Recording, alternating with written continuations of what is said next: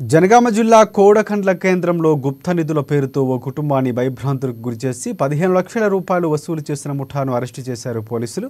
జ్యోతిష్యం పేరుతో భయభ్రాంతులకు గురిచేసి ₹1,00,000 వసూలు చేశారని డీసీపీ రాజమహేంద్ర నాయక్ అన్నారు. బాధితురాలి ఫిర్యాదు మేరకు కేసు నమోదు చేసుకుని విచారణ చేసి గుప్త నిధుల ముఠాను అరెస్టు చేశామని తెలిపారు.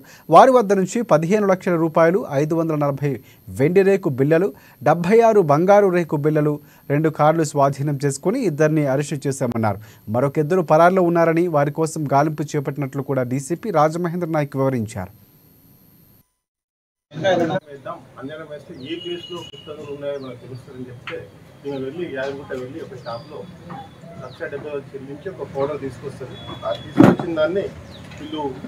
రజనీకాంత్ మరి మోటం సురేష్ ఇద్దరు కలిసి అంజనం వేసి ఒక దగ్గర గుప్త నిధులు ఉన్నాయి అని చెప్తారు. ఈ గుప్త నిధులు రావాలి అంటే మనం 9,20,000 రూపాయలు చెల్లించి పూజ చేయాలి.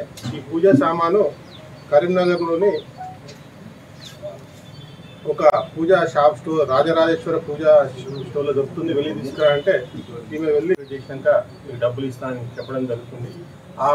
అప్పుడు ఆమెకు డౌట్ వచ్చి పోలీసులకు సంప్రదిస్తుంది. ఆ వచ్చిన క్రమంలో ఈరోజు